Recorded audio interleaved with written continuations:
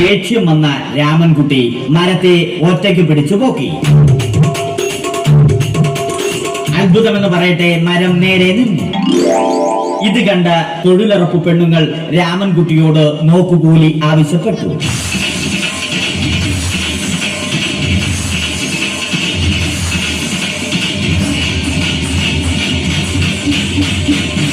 പോക്കറ്റില്ലാത്ത ബനിയൻ ധരിച്ച രാമൻകുട്ടിയുടെ പോക്കറ്റ് വരെ കീറിയിട്ടാണ് പെണ്ണുങ്ങൾ പോയത്.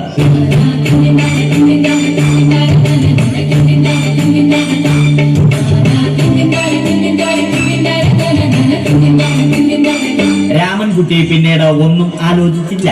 മരത്തിന് ഹാക്ടംബോസ് 2020 സെപ്റ്റംബർ 14 നൽകി.